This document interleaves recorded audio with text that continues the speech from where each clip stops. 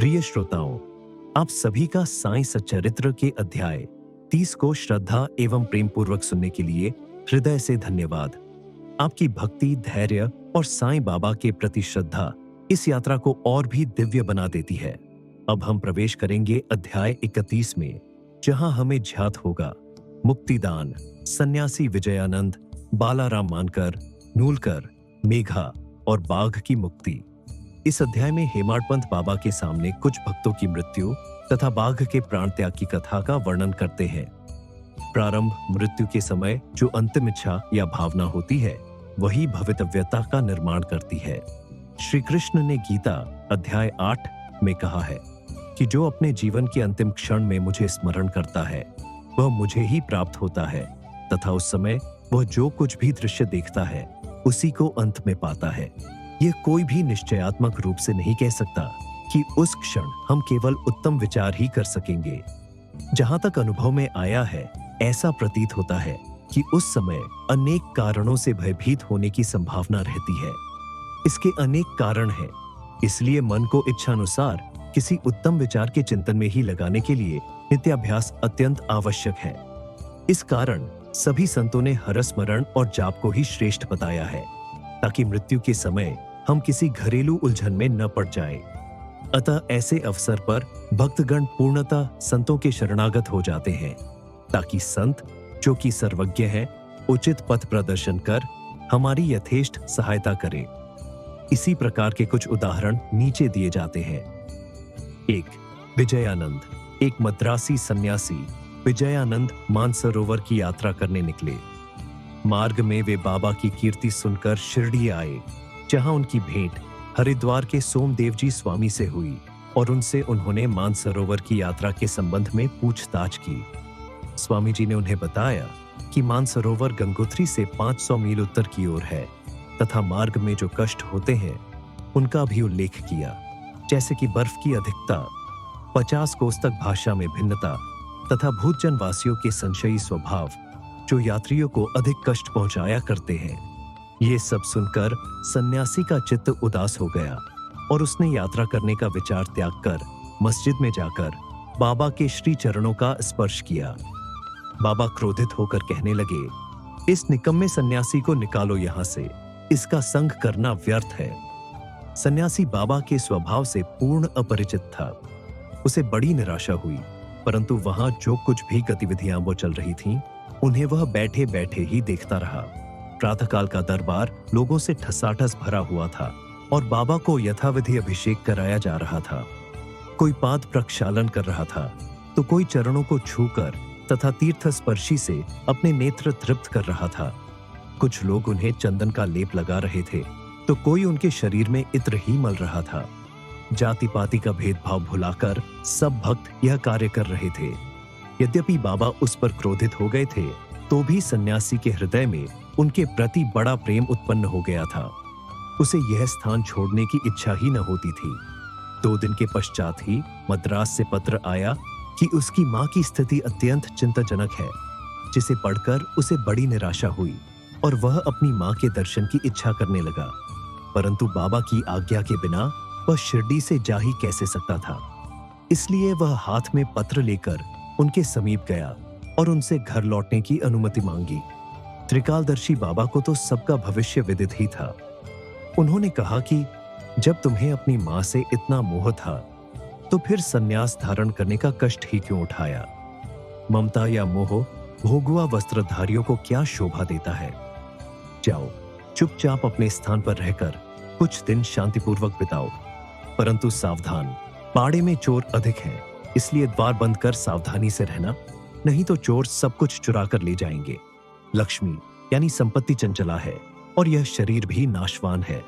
ऐसा ही समझकर इहलौकिक व पारलौकिक समस्त पदार्थों का मोह त्याग कर अपना कर्तव्य करो। जो इस प्रकार का आचरण कर श्री हरि के शरणागत हो जाता है, उसका सब कष्टों से शीघ्र छुटकारा हो, उसे परमानंद की प्राप्ति हो जाती है। जो परमात्मा का ध्यान व चिंतन प्रेम और भक्ति पूर्वक करता है, परमात्मा भी उसकी अविलंब सहायता करते हैं। पूर्व जन्मों के शुभ संस्कारों के फलस्वरूप ही तुम यहाँ पहुंचे हो। और अब जो कुछ मैं कहता हूं, उसे ध्यानपूर्वक सुनो और अपने जीवन के अंतिम ध्येय पर विचार करो। इच्छादेहित होकर कल से भागवत का 3 सप्ताह तक पठन पाठन प्रारंभ करो। तब भगवान प्रसन्न होंगे और तुम्हारे सब दुख दूर कर देंगे। माया का आवरण दूर होकर तुम्हें शांति प्राप्त होगी। बाबा ने उसका अंतकाल समीप देखकर उसे यह उपकार बता दिया और साथ ही राम विजय पढ़ने की भी आज्ञा दी, जिससे यमराज अधिक प्रसन्न होते हैं। दूसरे दिन स्नानादि तथा अन्य शुद्ध के कृत्य कर उसने लेडी बाग के एकांत में बैठकर भागवत का पाठ प्रारंभ कर दिया। दूसरी बार पठन समाप्त होने पर वह बहुत थक गया और बाड़े में आकर दिन दोहरा। तीसरे दिन बड़े बाबा की गोद में उसके प्राण पखेरु उड़ गए। बाबा ने दर्शनों के निमित्त एक दिन के लिए उसका शरीर संभाल कर रखने के लिए कहा। तत्पश्चात पुलिस आई और यथोचित जांच पड़ताल करने के उपरांत मृत शरीर को उठाने की आज्ञा दे दी। धार्मिक कृत्यों के साथ उसकी उपयुक्त स्थान पर समाधि बना दी गई। बाबा ने इस प्रकार सन्यासी की सहायता कर उसे सद्गति प्रदान की। 2. बालाराम मानकर।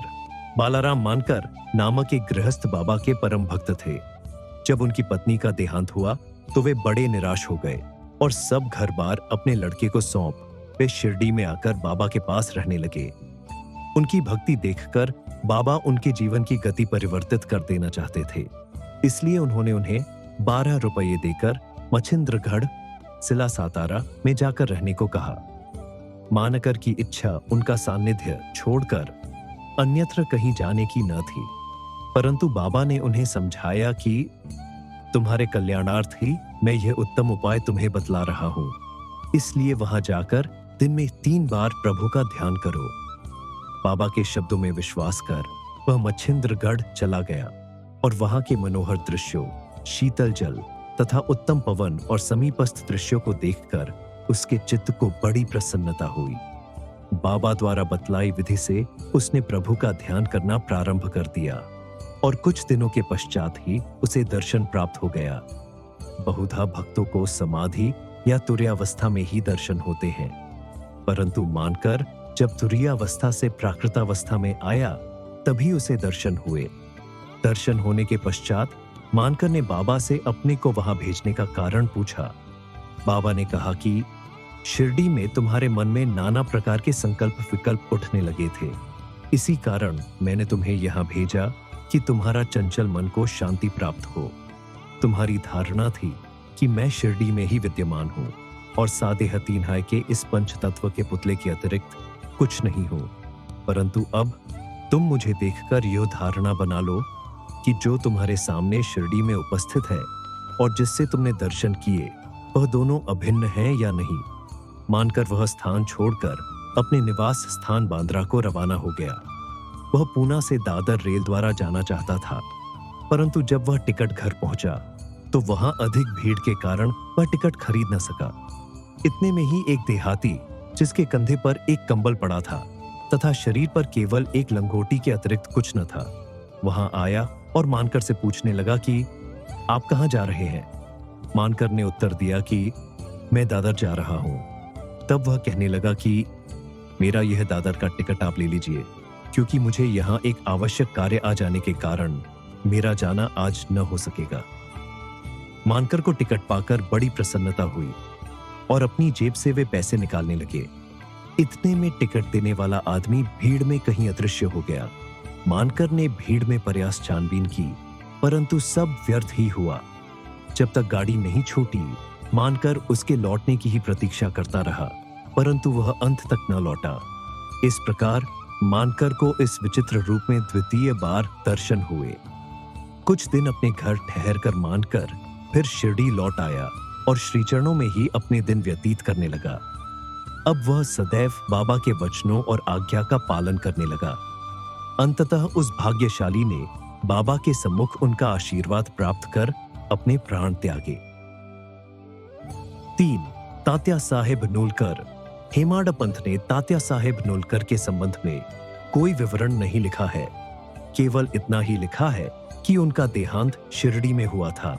साई लीला पत्रिका में संक्षिप्त विवरण प्रकाशित हुआ था। सन 1909 में जिस समय तात्या साहेब पंढरपुर में उपन्यायाधीश थे, उसी समय नाना साहेब चांदौरकर भी वहां के मामलतदार थे। ये दोनों आपस में बहुधा मिला करते और प्रेम पूर्वक वार्तालाप किया करते थे। तात्या साहेब संतों में अविश्वास करते थे, जबकि नाना साहेब की संतों के प्रति विशेष श्रद्धा थी। नाना साहेब ने उन्हें साईं बाबा की लीलाएं सुनाई और एक बार शिरडी जाकर बाबा का दर्शन लाभ उठाने का आग्रह भी किया। वे 2 शर्तों पर चलने को तैयार हुए। 1, उन्हें ब्राह्मण रसोइया मिलना चाहिए। 2, भेंट के लिए नागपुर से उत्तम संतरे होने चाहिए। शीघ्र ही ये दोनों शर्तें पूर्ण हो गईं। नाना साहेब के पास एक ब्राह्मण नौकरी के लिए आया, जिस पर भेजने वाले को कोई पता न लिखा था। उनकी दोनों शर्तें पूरी हो गई थीं, इसलिए अब उन्हें शिरडी जाना ही पड़ा। पहले तो बाबा उन पर क्रोधित हुए, परंतु जब धीरे धीरे तात्या साहेब को विश्वास हो गया कि वे सचमुच ही ईश्वर अवतार हैं, तो वे बाबा से प्रभावित हो गए और फिर जीवन पर्यंत वहीं रहे। जब उनका अंतकाल समीप आया तो उन्हें बाबा का पाद तीर्थ भी दिया गया। उनकी मृत्यु का समाचार सुनकर बाबा बोल उठे, अरे तात्या तो आगे चला गया, अब उसका पुनः जन्म नहीं होगा। 4, मेघा 18वें अध्याय में मेघा की कथा का वर्णन किया जा चुका है। जब मेघा का देहांत हुआ तो सब ग्रामवासी उनकी अर्थी के साथ चले और बाबा भी उनके साथ सम्मिलित हुए तथा उन्होंने उनके मृत शरीर पर फूल बरसाए। दाह संस्कार होने के पश्चात बाबा की आंखों से आंसू गिरने लगे। एक साधारण मनुष्य के समान उनका भी हृदय दुख से विदीर्ण हो गया। उसके शरीर को फूलों से ढककर एक निकट संबंधी के सदृश रोते पीटते वे मस्जिद को लौटे। सद्गति प्रदान करते हुए अनेक संत देखने में आए हैं, परंतु बाबा की महानता अद्वितीय ही है। वहां तक कि बाघ सरीखा, एक हिंसक पशु भी अपनी रक्षा के लिए बाबा की शरण में आया, जिसका वृत्तांत निम्नलिखित है। 5, बाघ की मुक्ति। बाबा के समाधिस्थ होने के 7 दिन पूर्व शिरडी में एक विचित्र घटना घटी। मस्जिद के सामने एक बैलगाड़ी आकर रुकी, जिस पर एक बाघ जंजीरों से बंधा हुआ था। उसका भयानक मुख गाड़ी के पीछे की ओर था। वह किसी अज्ञात पीड़ा या दर्द से दुखी था। उसके पालक 3 दरवेश थे, जो एक गांव से दूसरे गांव में जाकर उसका नित्य प्रदर्शन करते और इस प्रकार यथेष्ट द्रव्य संचय करते थे, और यही उनकी जीविकोपार्जन का एकमात्र साधन था। उन्होंने उनकी चिकित्सा के सभी प्रयत्न किए, परंतु सब कुछ व्यर्थ हुआ। कहीं से बाबा की कीर्ति उनके कानों में पड़ गई और वे बाघ को लेकर साईं दरबार में आए। हाथों से जंजीरें पकड़कर उन्होंने बाघ को मस्जिद के दरवाजे पर खड़ा कर दिया। वह स्वभावतः ही भयानक था, पर रुग्ण होने के कारण वह बेचैन था। लोग भय और आश्चर्य के साथ उसकी ओर देखने लगे। दरवेश अंदर आए और बाबा को सब हाल बताकर उनकी आज्ञा लेकर वे बाघ को उनके सामने लाए। जैसे ही वह सीढ़ियों के समीप पहुंचा, वैसे ही बाबा के तेजपुंज स्वरूप का दर्शन कर एक बार पीछे हट गया और अपनी गर्दन नीचे झुका दी। जब दोनों की दृष्टि आपस में एक हुई तो बाघ सीढ़ी पर चढ़ गया और प्रेमपूर्ण दृष्टि से बाबा की ओर निहारने लगा। उसने अपनी पूंछ हिलाकर 3 बार जमीन पर पटकी और फिर तत्क्षण ही अपने प्राण त्याग दिए। उसे मृत देखकर दरवेशी बड़े निराश और दुखी हुए। तत्पश्चात जब उन्हें बोध हुआ तो उन्होंने सोचा कि प्राणी रोगग्रस्त था ही और उसकी मृत्यु भी सन्निकट ही थी। चलो, उसके लिए अच्छा ही हुआ कि बाबा सरीखे महान संत के चरणों में उसे सद्गति प्राप्त हो गई। वह दरवेशियों का आर्णी था, और जब वह आर्ण चुक गया तो वह स्वतंत्र हो गया और जीवन के अंत में उसे साईं चरणों में सद्गति प्राप्त हुई। जब कोई प्राणी संतों के चरणों पर अपना मस्तक रखकर प्राण त्याग दे तो उसकी मुक्ति हो जाती है। पूर्व जन्मों के शुभ संस्कारों के अभाव में ऐसा सुखद अंत होना कैसे संभव है? श्री सद्गुरु साईनाथार्पणमस्तु। शुभम भवतु। आप सभी श्रोताओं का हृदय से धन्यवाद, जो आपने इस दिव्य यात्रा में साथ दिया। आइए हम सब मिलकर बाबा से प्रार्थना करें कि वे हम पर अपनी अपार कृपा बनाए रखें, हमें सद्मार्ग पर चलने की प्रेरणा दें और हमारे जीवन को सुखमय एवं शांतिमय बनाएं। जय साई राम।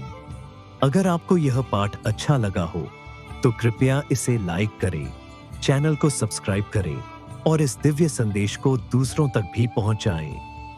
श्री सच्चिदानंद सद्गुरु साईनाथ महाराज की जय। ओम साईं राम।